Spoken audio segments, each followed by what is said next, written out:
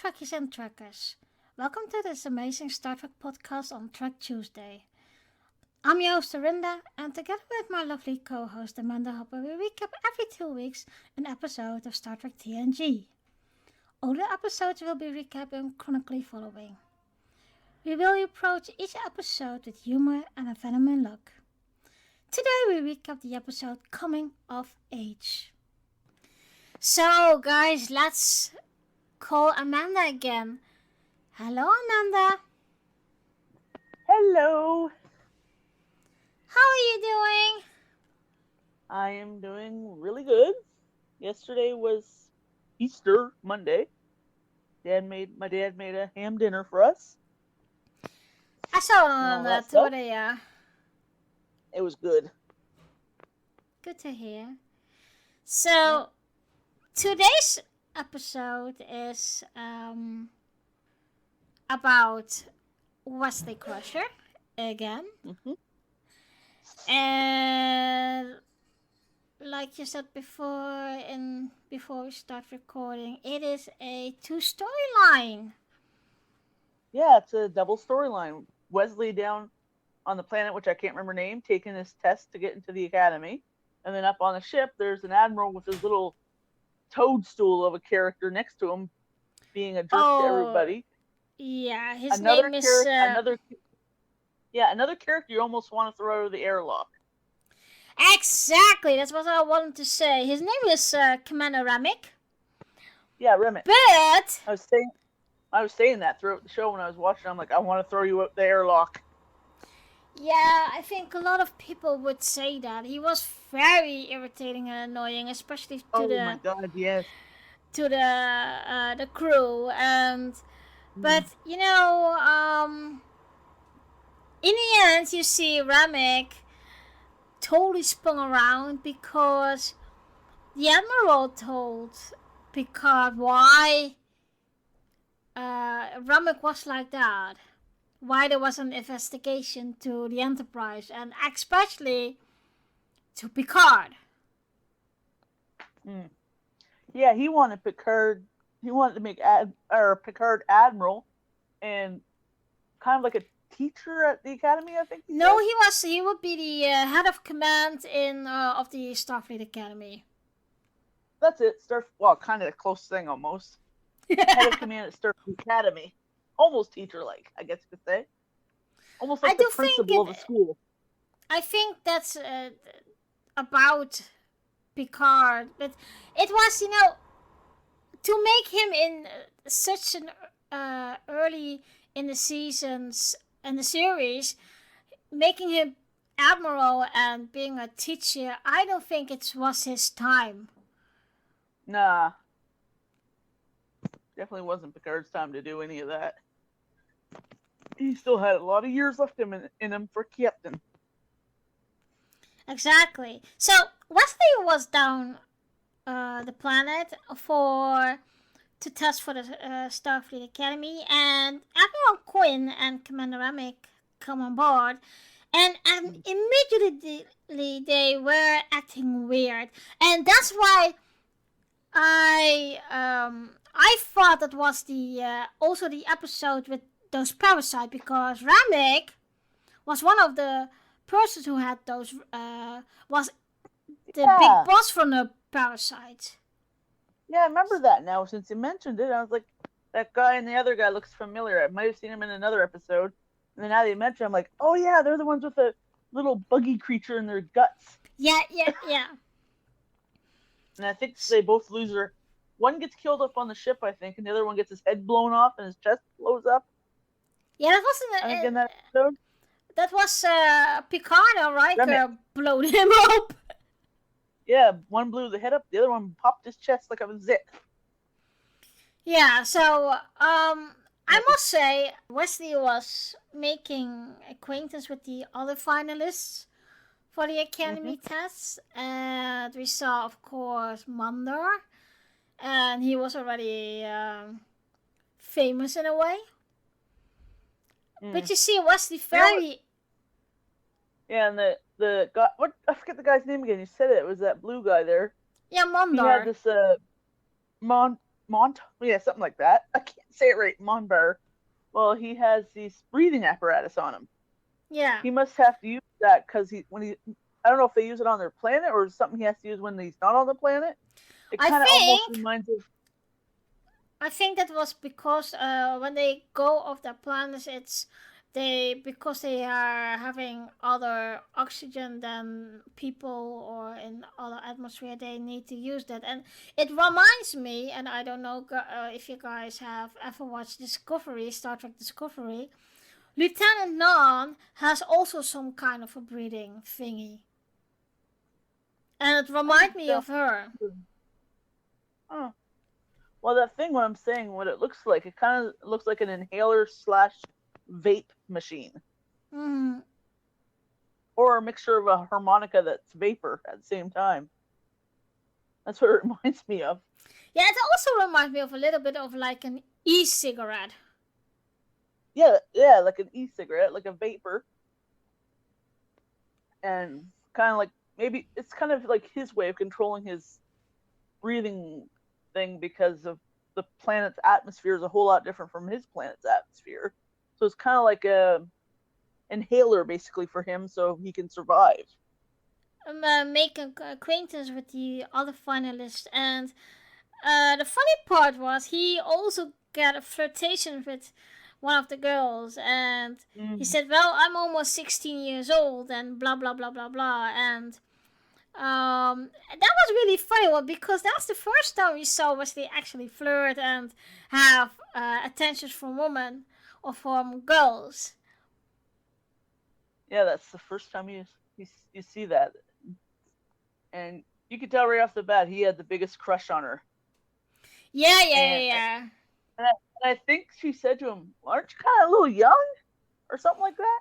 Yeah, but she also said, I think she said something in the line of, oh, you're super young, but you're super cute. Yeah, that's it. You're super young, you're super cute. And he says, well, I'm going to be 15 next month. Or was it 15 or 16? I can't remember. 16. I got it mixed up. Well, I'll be 16 in a month. So that was, in a one way, very funny because this is the first time we actually see him getting attention from girls. And, if 15, 16 years old, then, of course, you discover girls or boys. And then that's the experience you get from, like a teenager, what it is to be in love. And, but okay. Yeah, future episodes, he'll have a crush on some more people. Or they'll have a crush on him in future episodes. Well, I don't know if I told you guys this, but Wesley Crusher was my first very crush, ever crush. So I can relate to that, what he is going through in this episode. And I was also around that age, so it's very recognizable. So we're on the Enterprise again, and Riker and Remmick have some kind of a fallout because Remmick is very, very. Sure. His attitude sucks. I can say that. Oh, I need you now over here, Riker. I want to talk to you. Riker's like, no, you can wait till I'm not working. Like, he was like right on everyone's case about Picard and talking to Data. He had Data. Oh, I love that scene when he interrogated Data and he thought, oh, you're a computer, I can get you into my hands and you gonna tell me what's wrong with Picard. But Data said, well, I can only tell you the truth and those are the facts and I'm not going to cooperate with you. Yeah. Data's like, yeah, I'm maybe an android, but I tell the truth definitely, but I don't have to cooperate with you, bud.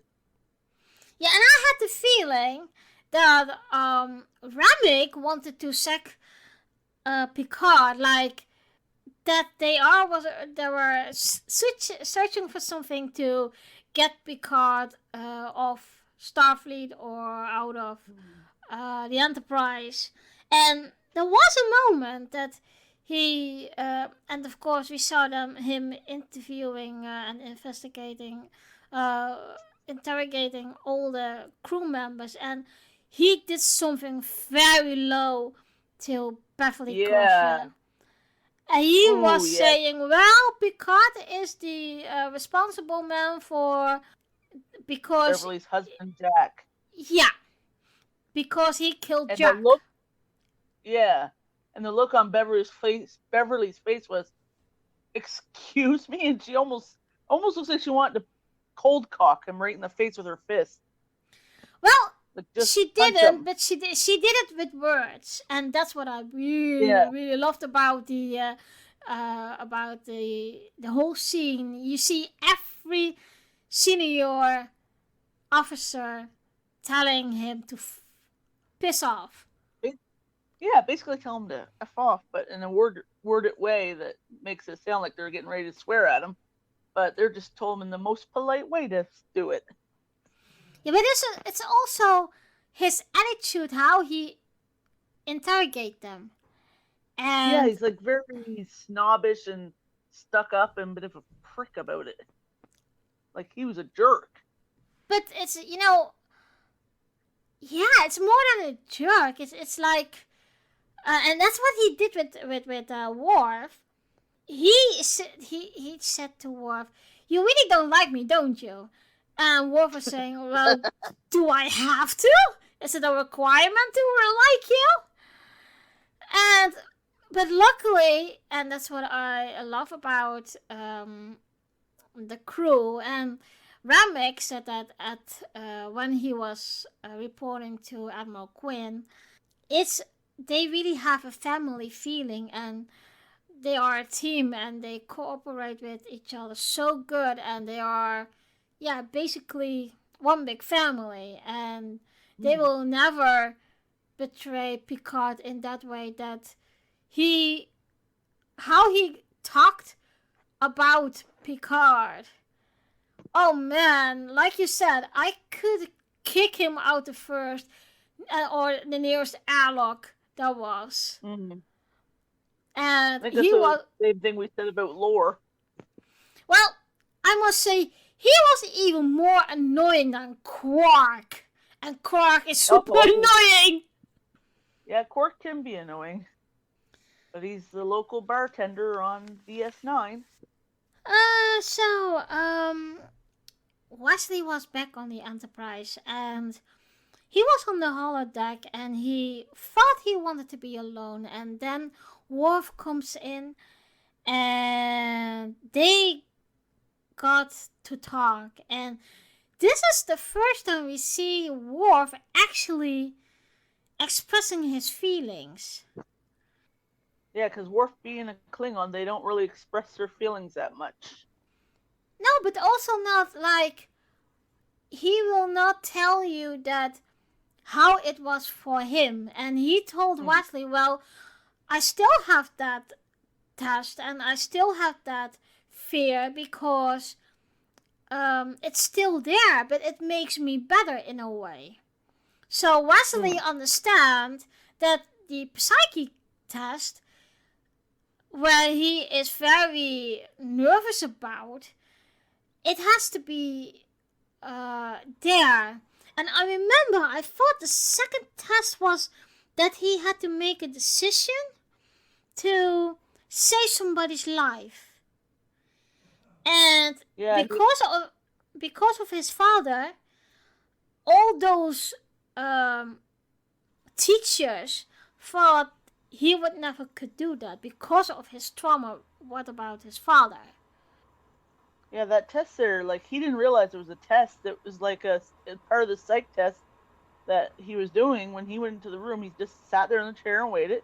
Next thing you know, you hear this explosion. He leaves the room. There's like, where's everybody? The hallway's kind of empty. Here's it again. Goes to, I think it was the environmental lab, opens the door. There's two guys. Between the two, he chooses the older guy and drags him out. Turns out that was part of the psych test, seeing which person would he choose to live and which one would die.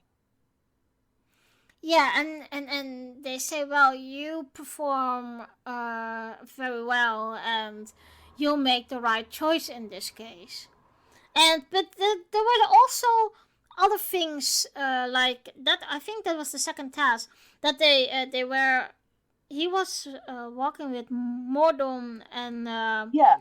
the commander or lieutenant it was, and Lieutenant Chan, and there was another alien or species that was bumping into them, and Wesley knew exactly how to react because he already known the species. And Lieutenant Chen was saying, well, why did you react like that? It's a little bit too far. And Wesley said, well, no, I saw in his fingers that there was something, and that is that species, and you have to act like that, because if you aren't pulling him back, he will see it as a weakness. Like if you're, yeah, it was basically they greet each other by being rude to each other. But if you're nice, you're considered weak. So imagine like a visiting Starfleet group visiting a planet full of people that like to insult each other. That'd be weird. Very weird.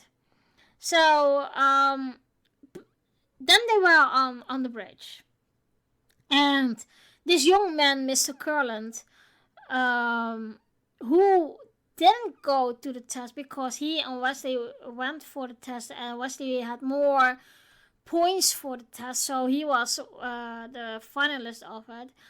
And so Mr. Curland was in trouble with himself and took a shuttle unauthorized and wanted to go to, I thought, to the planet to do something, and I can't remember what, but okay.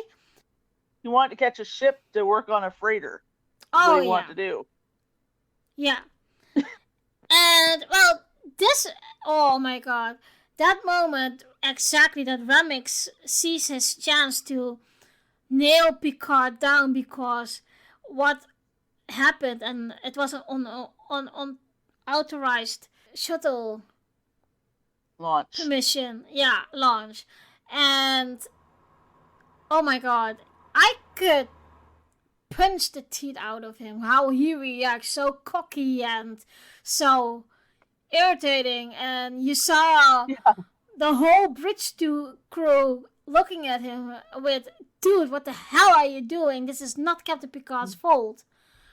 But there was one thing I noticed, and the scene before we saw Worf talking with Wesley, and the next minute that they were on the bridge, Worf was there too. So did Worf be there just in a hurry, and are there?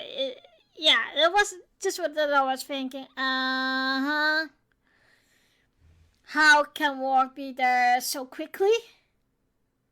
Fast turbo lifts? I don't know. Could be a super fast turbo lift in that ship. Who knows? Who knows?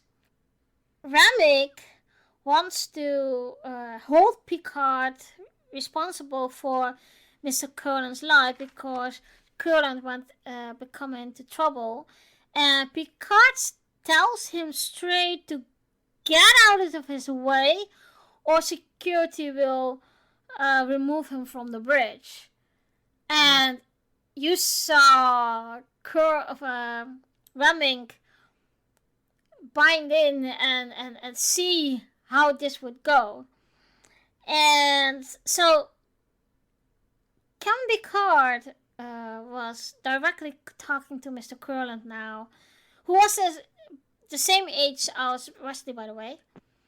And he started him directing of how he could get out of the trouble.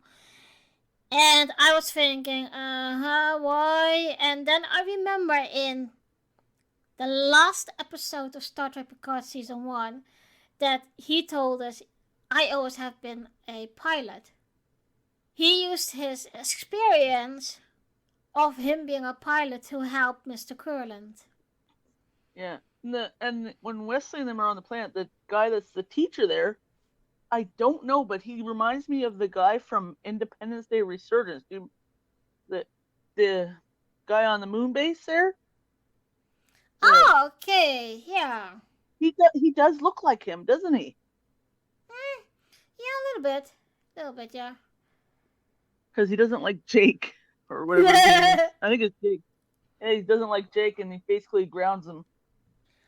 I will have to look up that later who that is. Who knows? It is the same person, but then older. So, Picard saves Curlin's life, and everyone was impressed, even Remmick. Yeah, that made Remmick kind of really impressed. He's like thinking to himself, geez, and here I am, doubting him. The look on his face. He's like, yeah, here I am doubting Picard and his crew, and here he is just help save this kid. Well, I think that's also because he's been ordered by the Admiral, and the Admiral is always in a higher rank than everyone on the ship right now. So, I do think Remmick was on a lot. He had a lot on his plate, and yeah, had to follow the orders of the big guy. Yeah, and that can't be easy. And you see, after when he gave the report to Admiral Quinn, he was saying, in about 6 months, my contract is done for this and this organization, and I would like to be posted and serving on the Enterprise. And you saw Jean-Luc Picard's face. That was really of a, well, what? After all this? Oh, heck no.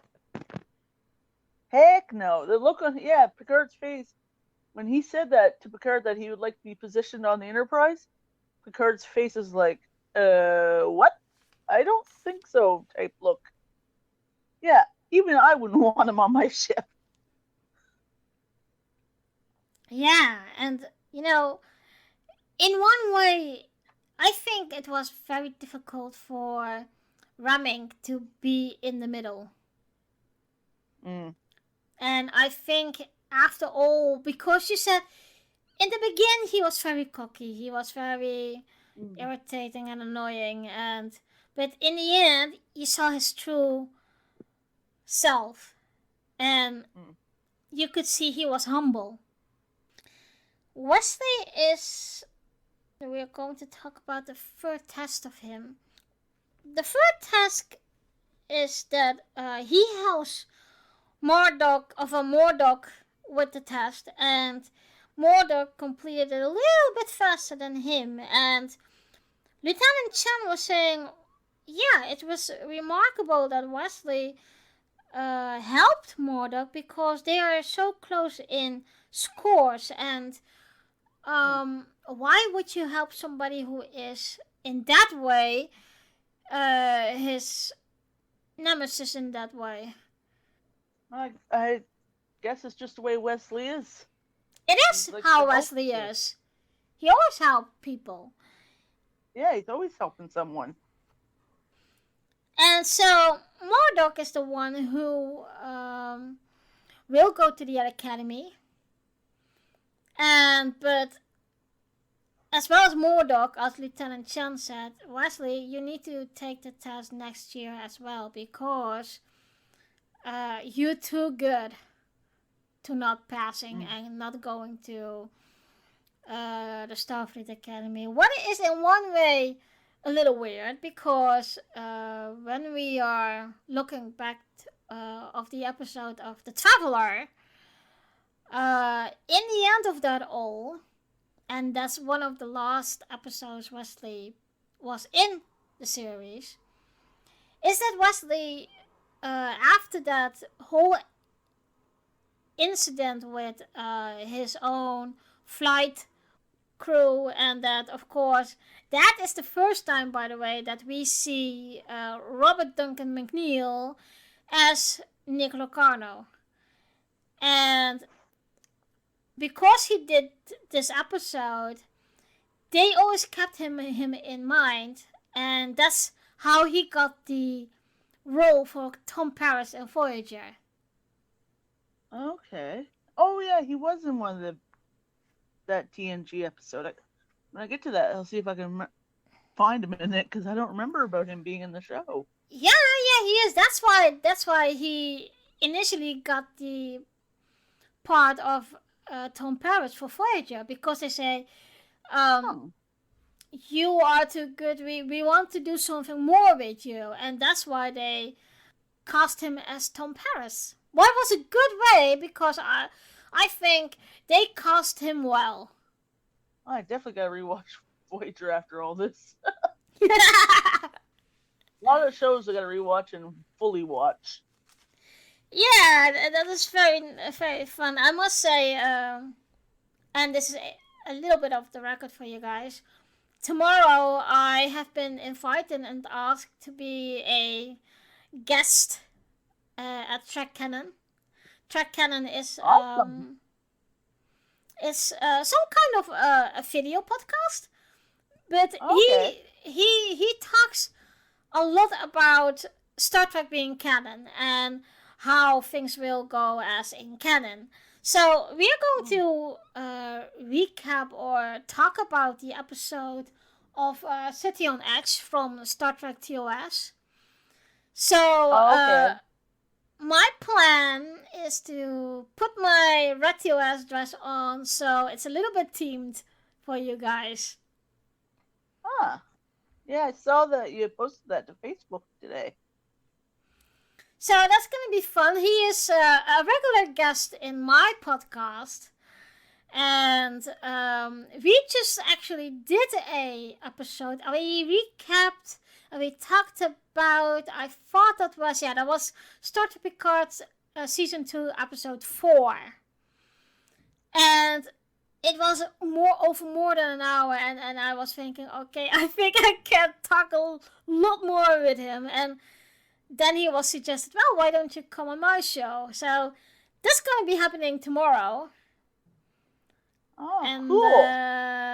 So when it airs, I will put the link on the Facebook groups, so you can watch it and listen to it. So I'm very excited to become more and more guests in Star Trek podcast to talk about Star Trek. That is cool. Yeah, like I said, I saw you post it on Facebook. I thought, oh, that is really cool. And the red dress, I forget what they call them, the scants, or is it just a red dress? No, that was the red. The scants was in TNG, and that's I have the doctor version of it. This is just really the red dress. Do you remember in the original series what Lieutenant Uhura wore? Okay. And that's the same dress. Mini shorts on underneath, right? The wasn't shorts. That was just really a short dress. So yeah, but underneath. Like. So that's what I'm going to wear tomorrow. Okay. And I was so that's what I am. That's why I do also cosplay. I love to do it, and it's nice because I have this cosplay of TOS. I was thinking, why not wear it? It's been a long time I wore it, so but all the cosplay are all. The only Star Trek outfit I did was Dr. Noonien Sung. Young version. I still haven't figured out how to do the old version yet. I need a lot of makeup to make me look wrinkly. Yeah, well, I might wear it here in a couple of weeks, maybe at the Free Comic Book Day in Moncton at the comics bookstore. Oh, nice. I might wear that, or I might wear Ice King or something like that. I don't know which one I'm going to wear yet. There's too many to choose from. Yeah.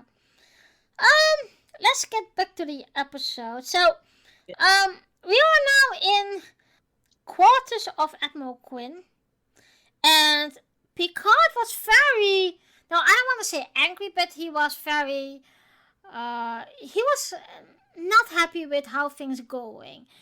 And he almost demanded of Admiral Quinn what the hell was going on.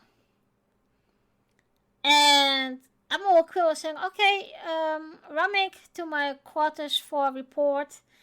And Picard said, I want to be here because this is my ship and this is what you are. What do you have against me? Remmick did his report. And then he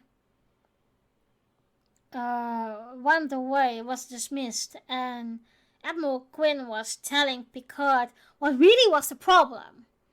And then he told him that there were problems in Starfleet because there were evidence that they wanted to destroy Starfleet. So the Admiral wanted Picard. He had to test Picard if it wasn't an alien or an infiltrator or whatever. That does reminds me a little bit of Species. What is it? The Undine, because they did that too. They changed to the people, and but so Admiral Quinn had enough evidence now that Picard was Picard. And that was also the point and the moment that Admiral Quinn said, well, I want to give you a promotion as Admiral, and I want to be you to be the head commander of Starfleet Academy. And you saw Picard's reaction of, whoa, I don't know. And there was really, I was really saying, Picard, you can't do that. You're not ready. It is weird that you that they want you to give you a promotion. Why you? And he also said that. Well, why me? I'm not very diplomatic, and I must confess, he wasn't in season 1 and 2. He wasn't diplomatic at all. He still was looking for what was and who was Picard. Picard, in one way, he already made up his mind of saying, no, I'm not going to do that. But there was, so the Admiral said, well, you can't, I can't give you that much thinking time because it is urgent. So they departed, and we saw Picard in his dressing uniform because there was a special banquet or dinner for Admiral Quinn. And in the hallway he bumps into Mr. Kurland. And Mr. Kurland you could see he wanted to die because he knew the captain. Yeah, he didn't want to get in trouble with the captain again. But it was in one way good because he and Picard had a conversation, and Mr. Kurland was reminding Picard of his real duties. And that was really the moment that Picard said, okay, I have made up my mind. I'm not going to accept the promotion because Enterprise and the mission we have is what I am. I'm not somebody who is taking into office. I'm not like that. And at that point, he was still young. Yeah, and then he was talking to Wesley there in the ready room? Yeah. Yeah, and Wesley was kind of, I guess you say, anxious about not being in the academy. No, I think he was afraid. He was afraid what people think of him. And he also said that's it. He said, I have failed you, I have failed the Enterprise, I failed all my friends and family on this ship. And there was a really, really nice moment that Picard was giving him advice and lecture him of this is what life is, and the only one you can disappointing is yourself. So if you're doing the test next year, do you think you will improve yourself because you learn more? And I said, yeah, I do. And then there was a beautiful scene. I really loved it. Picard told Wesley that he failed the first test to the academy as well. And yeah, but then he said, I did it again, but I did not fail it the second time. Yeah, and Wesley couldn't believe his ears, and that was like when Wesley talked to Worf as well, because when Worf said, well, I am afraid of that, and it still haunts me, and Wesley's reaction was, huh? But you're a Klingon. Klingons aren't afraid. And when Picard told him that, well, I didn't, I failed the first time, and this is between us, and you're not going to tell anyone else. Wesley was also very surprised that, that even the great Picard could fail a test. Picard takes Wesley to the dinner, and that was also the point that Picard tells Admiral Quinn that he's declined the promotion. And when Picard told Riker that he had gotten a promotion, you could see how proud Riker was. And of course, he always knew that Riker reacts as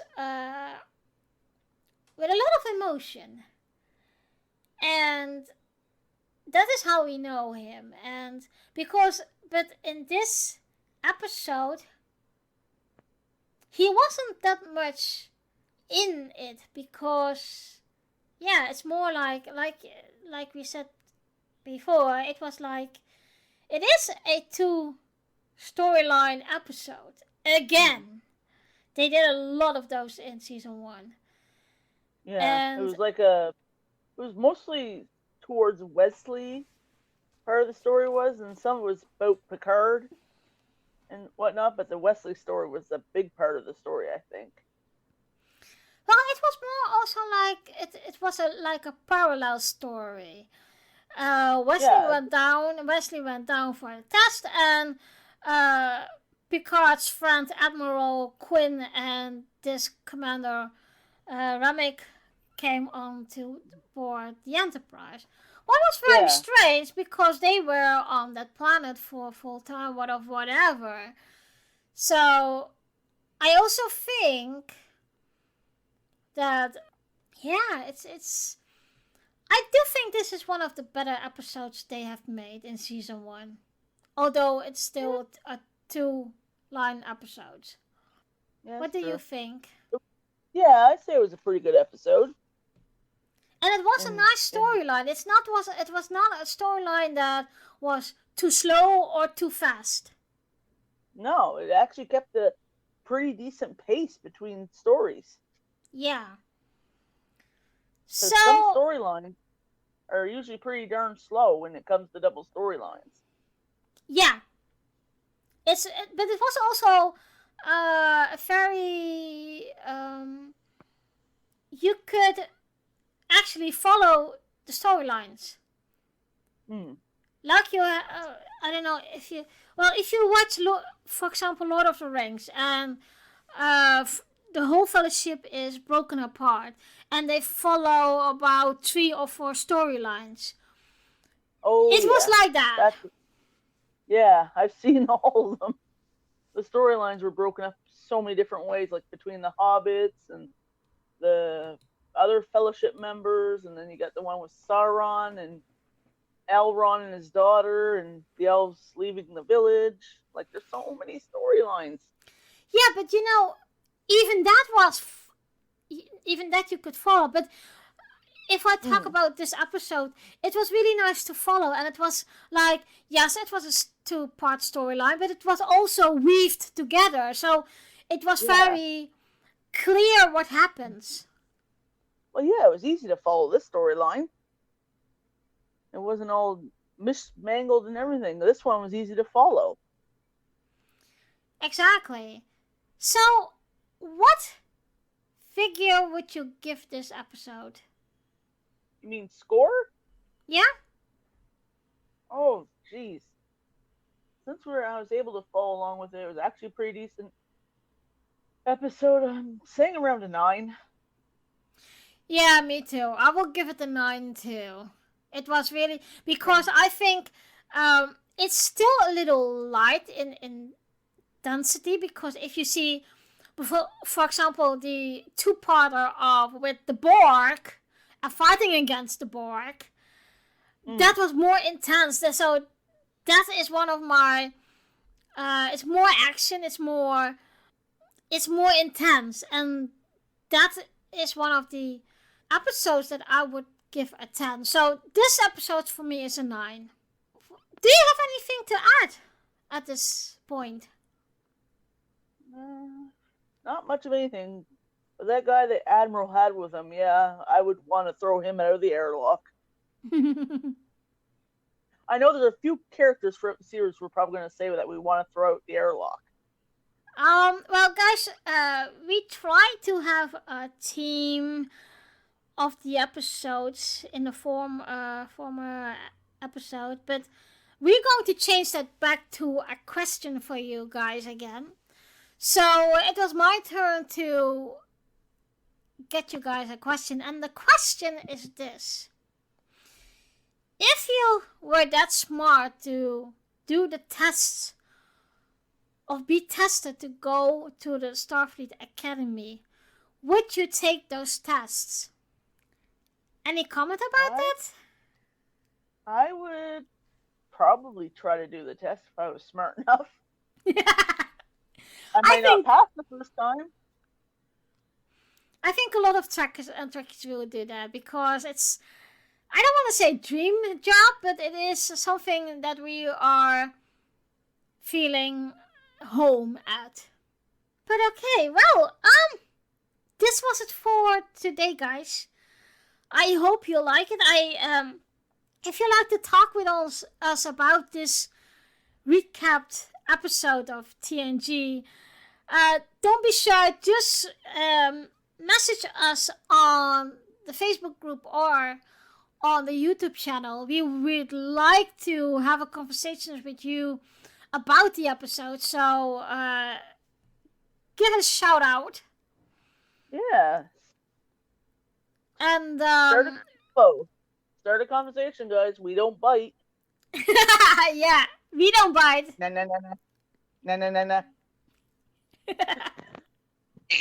Of course I had to say that. Yeah, we don't bite, guys. Leave a comment. Say what you want about the episode, what you thought. Well, it was lovely to talk to you again, Amanda, especially again about Star Trek. Yeah, same here. And we have a new recap in about 2 weeks. Ooh, what's the episode? The Glory of Honor. Ah, yes, a Klingon episode. Oh, dear. I'm trying to learn Klingon, but it is so hard to learn the Klingon language. Oh, my gosh. Yeah, my partner, Simon, has that idea, too, because he said, well, if I have annoying friends, then I can curse in Klingons to them. I said, yeah. That's the same thing I said to Dad. I said, well, I'm learning Klingon. I want to see if they have any good swear words. I'm sure they do. Oh, they have a lot, you know that. I thought one of them was Patak. And swear to people when driving. Oh, Simon like, would do that, yeah. Simon would do that. But okay, so guys, I'm just as bad. So guys, we will see you in 2 weeks. Live long and prosper. Live long and prosper, guys. Dear listeners, thank you for listening and join us in 2 weeks for a new episode recap. In the next episode, we will recap the episode Heart of Glory. Girls Talking Trek is also to listen, follow and subscribe on Anchor, Google Podcast, Spotify, Amazon Music, Apple Podcast, the Facebook group and the YouTube channel. If you'd like to comment on the episode or talk with us about the episode we just recapped, you can reach out on the Facebook group and the YouTube channel of Girls Talking Trek. We will see you in 2 weeks. Live long and prosper.